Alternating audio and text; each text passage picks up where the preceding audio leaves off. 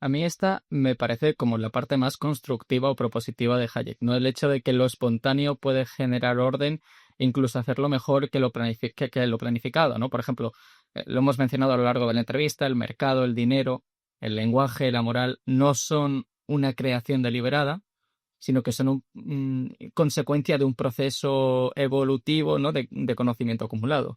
Hay una frase, bueno, hay un párrafo de Hayek, si me permite, se lo voy a leer, es un poquito largo que me parece que merece la pena y luego me gustaría saber lo que opina. Dice, es posible que la tarea con mucho más difícil y no la menos importante para la razón humana sea la de comprender racionalmente sus propias limitaciones. Para el crecimiento de la razón es esencial que como individuos tengamos que someternos a fuerzas y obedecer a principios que no podemos esperar a comprender plenamente, y de los que, sin embargo, depende el progreso y también la preservación de la civilización.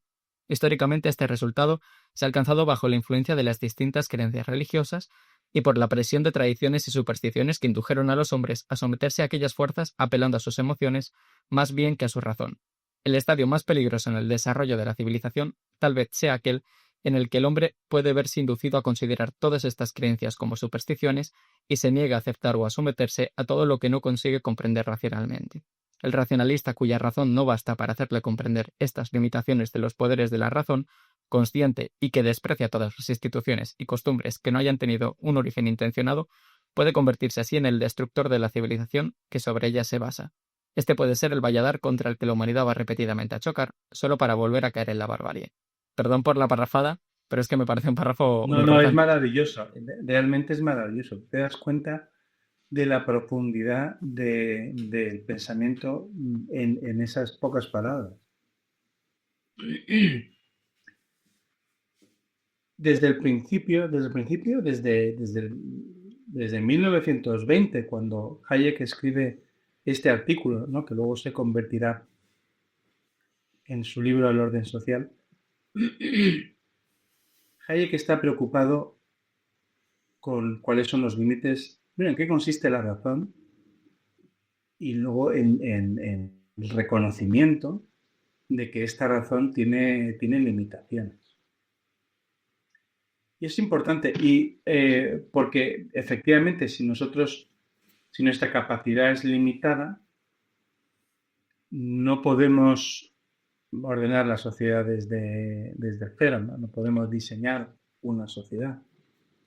Es decir, hay que distinguir entre el hecho de que la sociedad sea fruto de una interacción humana y el hecho de que esa evolución o esa sociedad sea fruto de un diseño humano, ¿no? Entonces, él menciona esta frase de Ferguson de los resultados de la acción humana, pero no del diseño humano. Esto, por un lado, exige una investigación honesta sobre cuál es la capacidad de la razón humana, cuáles son sus potencialidades, que son realmente maravillosas, pero también cuáles son sus limitaciones. Y luego esto lleva a los intelectuales debería llevar a los intelectuales a una humildad intelectual, que es la que siempre acompaña a Hayek. Fíjate cómo el título de su discurso de aceptación del Nobel es las pretensiones del conocimiento y critica eso, ¿no? Precisamente. Los intelectuales no están preparados para eso. No están preparados para... O sea, es muy fácil maravillarse y dejarse llevar por la idea de que tienes un conocimiento profundo de cómo es la sociedad y cómo debería ser.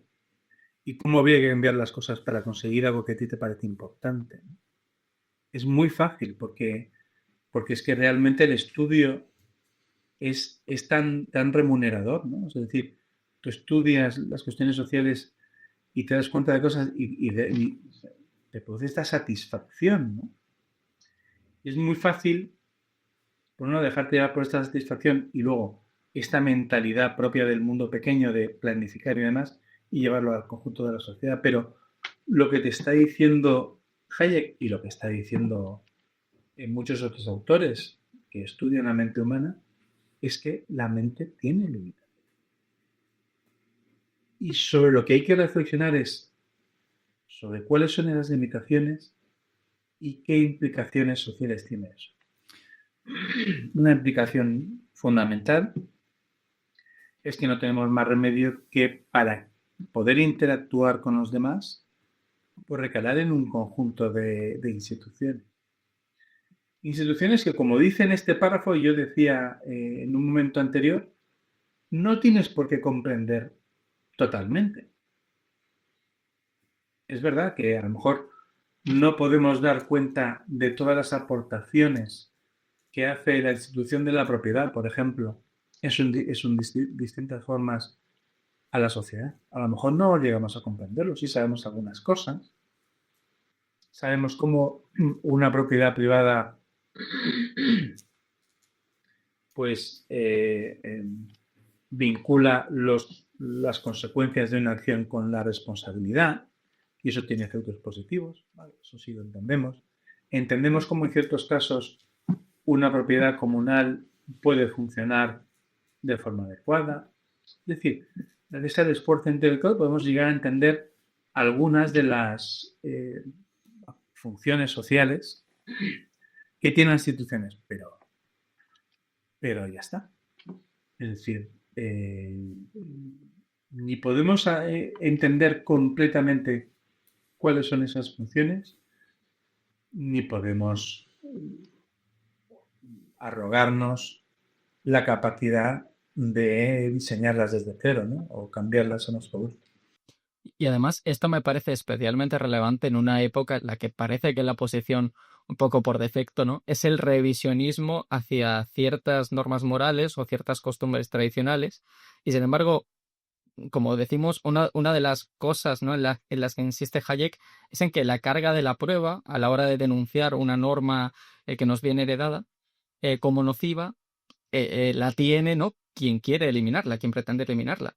Y ahora, como digo, en el mundo moderno lo que asumimos, ¿no?, es que es mejor lo moderno a lo heredado, y que por lo tanto tenemos que estar en constante revisión. En este sentido, y me parece curioso porque Hayek decía que él no era conservador, pero y supongo que es una cuestión de definiciones, pero en este sentido Hayek sí es un conservador, ¿no? En el sentido en el que hablaba, por ejemplo, Chesterton, ¿no?, con la metáfora de la valla, ¿no?, que decía que un conservador era una persona que iba caminando por un campo, por un parque, y se encontraba una valla y lo que hacía era ver si tenía sentido que estuviera la valla ahí o no, y si no tenía sentido, la podía tirar.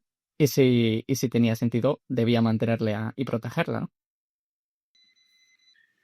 Bueno, pero tú fíjate, o sea, Hayek dice que él no es conservador y lo dice precisamente en relación con estas cuestiones, ¿no?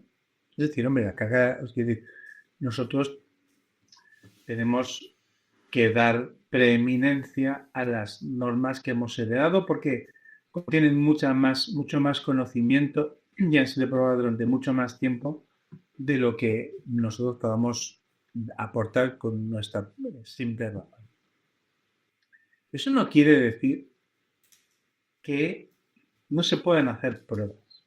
Claro, se pueden hacer pruebas, pero no las puedes hacer tú con mi vida, ¿sabes? Es decir, el proceso político trastoca todo esto, porque el proceso político también se erige a sí mismo en moralista. Y dice, no, a partir de ahora hay que pensar de determinada manera. A partir de ahora hay que ordenar la familia de determinada manera. Hay una diferencia entre esa reforma, entre esa ingeniería social operada desde el poder y las pruebas que se hacen dentro de la sociedad. Lo que dice Hayek es que él no es conservador porque él está a favor de la libertad. También de la libertad de aquellas personas que deciden rechazar la moral tradicional o los usos tradicionales y seguir una forma de vida completamente distinta. porque es como tener laboratorios sociales permanentemente, ¿no? Es decir, hay una serie de gente que dice, no, no, pues es que yo voy a seguir una forma de vida hippie, me voy a dedicar yo qué sé, a cualquier cosa, ¿no? Pero esos podían hacerlo porque sus padres eran todos ricos, una condición que tenían los hippies, ¿no? Pero bueno, oye, es una forma de organizarse de forma distinta, ¿por qué no? Si funciona, si realmente hubiera funcionado, a lo mejor no seríamos todos hippies, o la mayoría.